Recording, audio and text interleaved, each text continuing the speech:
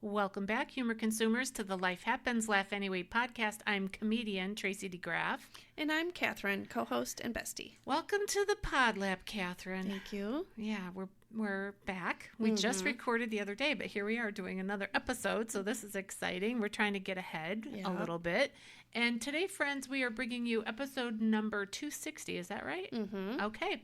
Episode 260, and we're covering a documentary. We like to do this, then and again, every once in a while. Mm-hmm. And so we just finished watching it, and we're going to do this one on the documentary about Fred Rogers, and it's called Won't You Be My Neighbor? Yeah. It's available now. We just watched it on, what was it on? YouTube. I have no idea. It was on YouTube TV. Was it? Yeah. I think it's on other platforms as well, and there are commercials in it, just FYI, and they're very annoying because they just pop in. Well, they're very abrupt, yeah, and there's not a pause. Right, there's no transition. Yeah. And they don't, give you a cliffhanger, they just take away all of your mental capacity. All right, but before we get into the episode, Cathrine, share with our friends how they can support our podcast if they'd like to. You can donate $5 a month or one lump sum if you would like, and that helps us put the podcast on. It does. And pay for the platform.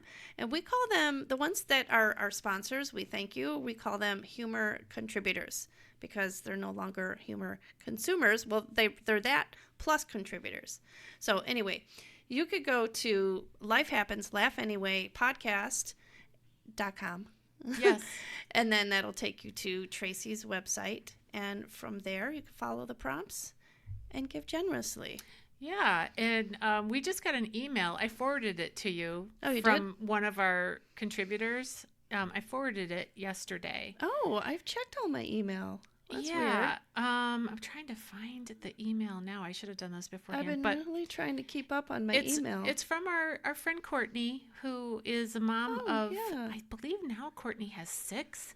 Oh, my. She has 5 or 6. Wow. So if you're listening, Courtney, hello and blessings to you and your family. I've lost track of how many kids you have because it's a lot. Yeah, no, I don't have the email. Well, she was responding to things that give you, small things that give you great joy, and just really enjoyed that episode. And she said she can't wait until we add video because she wanted to see your face when you realized what Y2K meant. Oh, because that was on last. Oh gosh, that just dropped yesterday. It did. So she must have listened right away. Yeah. So you couldn't have sent it yesterday. I sent it when I saw it. Yeah. So anyway, you'll find it. Yeah. At some point. It's not there. Send me again. Okay, I'll send it again. All right, friends. Well, let's get into it. Episode 260, Won't You Be My Neighbor? Cathrine, give our listeners just an overview of what that documentary was about. It was very insightful into the motivation of Fred Rogers and why he wanted to put this show on. And it starts out in the beginning of a black and white little film of him in 1967. And it moves on toward the very end and even covered a little bit of his memorial when he died. But overall, I would say that it is just a good, insightful look at what motivated him, what he believed, and what his mission was, why he did the show that he did. And it covered that he was also an ordained minister, and he was going to seminary school when he had first heard about TV. And I think he came home for a break or something, they said. And he decided, this is a platform I would like to use to just help children. And so we went with it. And it was brand new at the time. I mean, can you imagine when TV was new? Not really, but yes and no. And it's kind of like our generation remembers when computers were new and when smartphones were new. Yeah. So back then they had radio. That's all they had. Yeah. Yeah. Yeah, it was really good. They interviewed his wife. They interviewed his 2 sons, who couldn't look more opposite, in my opinion. Yeah, they definitely look different. Yeah. And, I wonder if they adopted them. I don't know. I mean, I'm not, I don't know. They didn't mention that. They didn't, but being that they were just not just Christians adopt, but they're a large portion of the population that does. But anyway, and because of his heart for children. Yeah. So who knows? I don't know. Yeah, it was interesting because he said that he had this new platform of TV, and he really wanted to use it for children's educational programming. Mm-hmm. Because at the time he said that TV was like a lot of people throwing pies in somebody else's face. Mm-hmm. And he thought, okay, that's one avenue of life, but couldn't we use it to bring more? And no one else was doing it. Mm-hmm. Educational TV. It seemed to me like it was all fast moving and sort of like that shtick kind of, the anvil falls on your head and things like that. Right. So what a pioneer in education. Yeah. And it was rejected. His idea was rejected at first. And, but he, did his plea. He produced it. And it was low production. A writer, producer. Mm-hmm. He did the music. I had no idea he was so talented musically. Yeah, I didn't either. I did know he played the piano, but I didn't know that he could compose.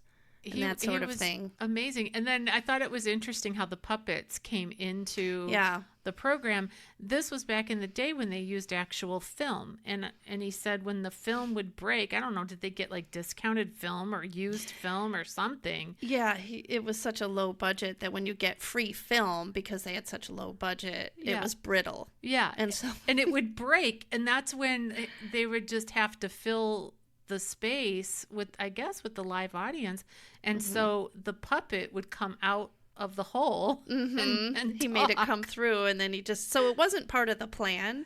The puppets just that's how it happened, and then it became a major part of the show forever, actually. Yeah, and I loved that he wanted to serve the Lord for sure in seminary. He wanted to become a pastor. That's what he was going to do. But he saw television as his means to create ministry. But it wasn't Christian programming. He was more so living the principles and teaching the principles without the biblical reference. Right. And one of the people that was interviewed on the documentary referred to that. I thought that was interesting. Yeah, he was a pastor friend, and he said that, it was more preaching versus communicative. And so he just communicated, like you said, communicated, modeled it. Yeah. And one of the things that he really wanted to emphasize was love your neighbor as yourself. Yeah. And that was like the theme throughout his whole life.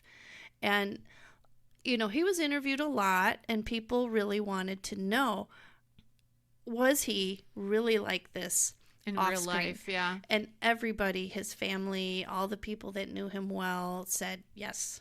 I thought it was funny because I don't recall some of those controversies that were going on in real time. Like, I don't know where I was, but people wanted to know, does Fred Rogers have a tattoo? And, does he, have an altar life where, he's out meeting with women? Who knows what? I feel sad. My dad went to his deathbed thinking that he that Mr. Rogers was a Marine. My dad used to say that. He's like, he was a Marine. And then one time I Googled it. I was like, and he wasn't? No. Mm-mm. Yeah. Didn't even serve. Well, because, they talked about if he was a Navy SEAL. Yeah. Like, okay, you know how Navy SEALs look and how... Yeah. And, I thought it was so interesting, though. His weight. Yeah, the 143, he weighed that, and the 1 stood for I, and the 4 stood for love, and the 3 stood for you. I love you. So 143 was like the special number. And an address on the show. Yeah, and he would get on the scale and feel so happy. Because he was a swimmer, he would swim and stuff, and obviously that's a low weight, man. I mean, babies are born at 143. I'm like, how did he do that? Yeah, it was before all the preservatives and everything that's in our food now. Yeah. One of the things too, going back to how he was purposeful about topics and things, they mentioned on the documentary that there was a point to every show. Like the theme, I guess you could say the overall theme was to love yourself, love your neighbor, like everybody's okay. The other thing was he would take topics and really want to be able to communicate at a child's level. Right. The topic. I think that's beautiful. I think so too, because he had said when he was a child, he didn't think it was okay to be angry. He felt like he always had to be good and that it was wrong to have anger. So he wanted children to know not only that anger, you have to recognize it, but you have to learn how to manage it. Yeah. You have to understand it. And I think that he did very well in communicating that to children over his whole career. And it was very important for him, for children to navigate all these emotions that children have and to learn how to manage them, Yeah. And I think that was, I really admired that. That's not something I really realized, although, of course, I knew the show. I knew. Sure. I can recall certain, that Daniel puppet. They say that the Daniel was actually Fred Rogers. Like the real Fred Rogers. Yeah, like him as a child. It was interesting that the example that they gave on the show, or one of them, of a topic, he talked about death. And he did it for a whole week. He talked about death. And so he showed in his little fish tank there how a fish had died. And that's really brave and gutsy, as that was the word they used on the documentary, that it was gutsy, what he did. And it really is, because sometimes as adults, we want to shelter children from these emotions, but he just brought it down to their level. Yeah. And he said, now, what does it mean when a fish is dead? Well, it's not moving. It's not alive. It's not, wiggling around. And then the camera pans down to the bottom of the fish tank. And I'm picturing the little kids going, oh, no. Yeah. And then he gave the fish a little burial. Yeah. And then they show him at the end. They were talking over the video, but they show him at the end with the little dirt pile and putting the fish in there and patting it, and so pretty brave. Yeah, he even dealt with issues like when Superman came out, there were children that wanted to be heroes and jumped off of like buildings or whatever, something high, and either hurt themselves or died. So then he did a show about when we want to be heroes, we have to remember that we're human. Right. We're going to get hurt. Believe. Yeah. He just covered everything. And I think it was really interesting, too, that he belonged to a group of psychologists like Dr. Spock, was it? Yeah. He was like a child. I always want to say Spock. And then some other famous ones. And and he was included. He was not a psychologist, but he had a background in child education. And he was included in this group, and they considered him radical. It's hard to imagine Mr. Rogers as radical, but because he did things that were uncomfortable or unheard of, for example, he was very comfortable with silence. And when you watch it now, there's parts where it just seems a little creepy, you know? And I remember as I was older watching it as well, thinking, oh my gosh, I cannot believe that we watched this, because it's very, it's not at all worldly, put it that way. True story. Back in the 90s, when I was popping out a baby every other year, we would watch Mr. Rogers and I would just fall asleep. It is pretty calming, right? Very calming. And I used to love it when they would take little field trips to like a manufacturing facility where I loved that. Like, where they would pop out, I don't know, marshmallows. Like, this is how marshmallows are made. Or how they made toilets. Whatever it looks like. I love this. Yeah. One thing that I love about what he said about silence is silence. Like we experience this sometimes when we're doing Bible study. Silence gives us a moment to think, to process, to breathe. We don't have to fill every single space with words. And so it's okay. And when we do, at our church, we do all church prayer. And sometimes there are longer times of silence, and it's okay. We just need to let our spirit be spiritual. Those are spiritual things. And actually, what did he say about it being a sacred place? Because he felt the calling to communicate through television from his mind, right, through that medium, and connecting to the child on the other side. And he said that he would just look into the camera and just try to imagine one child, and that it was a sacred space because he was really trying to connect. I like that. I can remember a story from a long, long time ago. I'd have to check. I should check on it. But the character, whoever it was that played Julie on the Love Boat. Oh, yeah. I heard years ago that she had a drug problem. And one day she just woke up and Mr. Rogers was on. Wow. And it just made her bawl. And she changed her life around after seeing that episode. I'd have to, fact check that again, because this is something I heard a long time ago. Yeah. And I didn't prepare for it for this. But yeah, that she was just so touched by. Well, I think there's power in connection. I know that there's power in connection. And he seems like he had genuine care and concern for children and for their well-being, and for them to feel loved exactly the way they were, exactly who they were, and how they were. You know what I mean? So that they did it. So that can build so much confidence and hope. So if you, for example, are struggling with some kind of a drug addiction or any kind of an addiction, right? You know that you don't want to be controlled by that thing, and you want freedom from it. I think Fred Rogers is a great delivery man for freedom. Yeah, for sure. I think another interesting thing about him that he was known to say is that he believed the greatest evil is someone who makes you feel less than who you are, or what your potential is, but more so who you already are. Like that's I think that is evil. Yeah, because think about it. I mean, we believe as Christian women, we believe that everyone is created in the image of God. So we are image bearers of God. And what does the devil want to do? Right. He wants to drag people down. And you don't have to teach human beings to do that. We have the sinful nature. We're quite good at it. Yeah. And weren't you surprised about the bullying that he was called Fat Fred.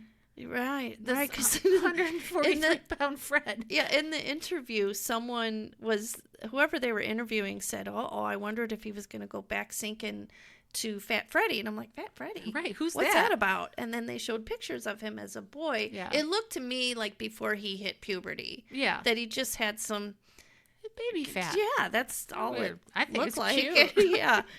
And but I didn't know he was called that. Yeah, and they did say that he was bullied to the point where this particular person who was talking about him said, I wonder if we would have gotten Fred Rogers if we didn't have Fat Freddy. Yeah. Because it really instilled compassion in his heart and soul to help other people not feel like that. Yeah. Not feel isolated, made fun of, laughed at, and then, of course, they had the spoof comedies on the Mr. Rogers Neighborhood, the Saturday Night Live, and Johnny Carson did it. Yeah, and some boxing match. I don't know what that was on, but they said that he had a really good sense of humor about all of it. The only time he took offense to it was when they misrepresented the actual goal. Yeah, like what they were trying to do. Yeah, that's the only time. So if they made fun of him, it didn't really bother him. Yeah. He was incredible. I think it's also interesting that when he was bullied, he loved music and he got a record of laughing, and that he liked it because he could be in control of when the laughter starts and stops. Yeah. I thought that was interesting. Yeah, and he was saying that also his wife said that she too was not allowed to express anger in the home. So maybe that was like a theme back then, like we don't get angry, everybody. Yeah. But he said that through music he could express anger. So he could play like a dark, deep, angry tone on the piano, and that would be a way for him to express frustration and anger. I thought that was interesting. Yeah. Another thing that I thought was very interesting was when he dipped his toe into race relations. Yeah. Because I was sad to see that they had some actual footage of Black people were not welcome to swim in pools with white people. Yeah. And I guess, was that like in the 60s? It was in the 60s in terms of what they were showing, the film. And it was just really sad. Horrible. It was heartbreaking because they showed Black people in a pool and white men walking around the outside of the pool and dumping chemicals into the pool and saying racial slurs and things. Well, Fred Rogers was very disturbed by that. And he wanted race to be dealt with on his program, of course, at a child's level. So what does he do? He has his police officer friend, who's a Black man, sit down with him, and they roll up their pant legs, and they take off their shoes and socks, and they put their feet in this little like baby pool. And they were just splashing around with the hose and stuff and just talking about it. And I thought that was really beautiful. Yeah, it really was. Yeah. So, that's kind of like a tough topic. Like, what can you do? Well, somebody came up with that idea. And I wouldn't be surprised if it wasn't Fred himself. Didn't you love that too and maybe folks out there listening, maybe you've seen this reel on social media, but there was a time when Nixon wanted to cut the funding for the education of the children's educational programs that were on PBS at the time. And there had been testimony after testimony, and the people in charge that were hearing these at the hearing were hearing these testimonies. And the one guy said, I don't want to hear anymore. I've heard it all. Well, then Fred Rogers, it was his turn to go. And you could see the demeanor of one of the, I want to say judges, but they weren't judges. But anyway, and Fred, states his case and about the importance of what children hear and see. That's who they become, is what he was saying. And what they see and they hear matters. And so he said whatever else he said too. And then he got the $20 million that they needed to keep the funding going. Yeah. Just a big man with a big passion for people. Really. Let's see what else is on my notes here. Well, while you're looking, one thing that he said in that hearing was that every healthy family believes in trust. And he said, and I believe that, or I trust that you want the best for, these families. He tied it in somehow by tying it in with the trust. And he said, I trust that you're going to read this thing that I prepared. That's right. That's what he said. Because the senator had said, I'm tired of listening to all these prepared statements. And Fred Rogers had a prepared statement that would take 10 minutes to read. Yeah. And the senator was impatient, and he was like, I'm done with these things being read. And so then he's like, well, then I trust that you're going to read it. Yeah, and I just love how he began it by saying every healthy family believes in trust. I thought that was just excellent how he addressed that. Okay, and just look at, there's an example, because if you're sitting in a hearing on Capitol Hill, okay, that's nerve-wracking. Yeah, right? They said he was nervous, too. Even if you are a television star, and, at this point, he had been around for a minute. So anyway, you're nerve-wracked, but now you've prepared something, and this guy's saying he doesn't even want to look at it. Do you think that might stir something up, like some anger, maybe? Yeah. And you don't have your piano with you, so you can't go dun-dun-dun. Right. Well, and at that moment, Fred Rogers did talk about anger. He said, I want children to know that they have feelings. That's when he said it, was at that hearing. Well, what I love about it is that he didn't lead with his emotion that maybe he was feeling. Exactly. He led with what he wanted this senator to do. Right. And so I thought that was beautiful. Yeah. Well done. Let's talk for a minute about the little boy in the wheelchair who came on the program. I mean, I thought that was beautiful too. This little boy had a disability and he needed surgery, and his parents wrote in to see if he could come on and sing a song with Fred Rogers, and they did, and it was absolutely beautiful. It was. It was really touching. Yeah. I would recommend watching the documentary just to see like this exchange, and it was beautiful. And Fred Rogers looked at this little boy in the wheelchair and he sang the song, "It's You I Like." And then when the little boy started singing back, I was like, oh my gosh. It really got me at the end of the show too, where the people were remembering that Fred Rogers said, think of anybody in your life who helped you.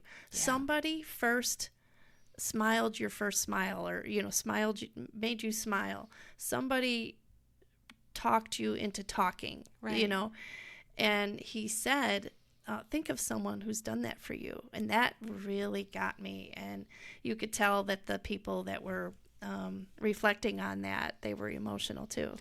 That's what it's all about, Cathrine. I mean, as you and I have shared with our listeners over the last several months, we're both, I just became a grandma. You're about to become a grandma. And this is our first time our, kids are having children. So we're first time grandmas.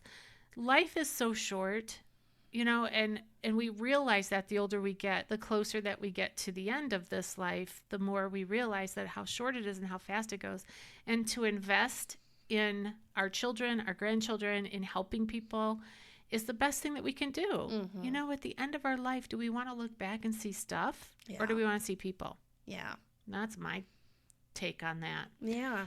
I think he also, Fred Rogers also said this. He said, everything that's essential in life is invisible. So, I didn't catch that. But it's true. Well, because he's talking, like just how I said, do you want to look back at your life at the end? If you're on your deathbed, do you want to see stuff? No. It's invisible. Love is invisible. Caring is invisible. Compassion, it's invisible. But, you give it arms and legs and feet when you actually live it out. Yeah. And he also said change happens when love can abound. Yeah. That's how change happens. Yeah. And we can understand each other, really, because we never get to solve a problem if we don't understand each other. Yeah. Because how can we? How can we solve anything if we have no understanding? And and we have to have perspective. So let's say, for example, you and I disagree on something. Well, you might have my perspective and my opinion on the matter if you were in my shoes, and vice versa. So I loved that about Fred Rogers, of how he was very accepting of people and very welcoming of people. But yet behind the scenes too, in the show, they said he held everybody to the task. Yeah. This is important. He didn't want people to go hobnobbing with the script and going loosey-goosey with it. He wanted them to stick to the point, and they had challenges and different things along the way. Yeah. I love this little quote at the end. He said, everyone is loved and capable of loving. Yeah, I wrote that down too. Everyone is loved and capable of loving. Yeah. Yeah, so I thought that was beautiful. That was an important message for him. That was the crux of everything that he can wanted change the children world. to know. And I did not know that he had been accused of creating narcissism in children. There was a little clipping of that, and which is ridiculous. Telling young children that they matter and that they're loved and they're capable of loving is not at all, any psychiatrist or psychologist will I think refute that, any good one. Yeah. Because that's not what starts a narcissism. Yeah. I mean, I don't even pretend to understand all of those different mental health issues that people have, but I cannot think of a better thing to do than love. Right. Love your children, love your grandchildren, love your neighbor, love yourself. Yeah. That's everything. Speaking of love, we have a verse to share, and it's from God's word, which we love. It's Ephesians 2, verse 10. And it says this, "For we are his workmanship, created in Christ Jesus for good works, which God prepared beforehand, that we should walk in them." And I love that scripture for Fred Rogers because it seems like he lived his life that way. In it. Yeah. He did. Right. He did. And it highlights, that God intends for you to live a life that that is purposeful. And at the end, he gave his last commencement. I guess he was asked to do a lot of commencement speeches. And I just love the way he inspired young people that have just graduated from college. They're going off into the world now. And he was just encouraging to them. I can't remember the exact quote of that last one, so you're all going to have to watch the documentary. Yeah, it was good. Yep. So again, the documentary is called "Won't You Be My Neighbor?" It's the true story of Fred Rogers. We think that you'll like it. And so our call to action today is to go and love your neighbor. Yeah. Go do something loving for your neighbor. It's a good one. Yep. All right. Well, friends, you've been listening to the Life Happens, Laugh Anyway podcast. I'm still comedian Tracy DeGraff. I'm still Cathrine. And we will see you next time. Goodbye.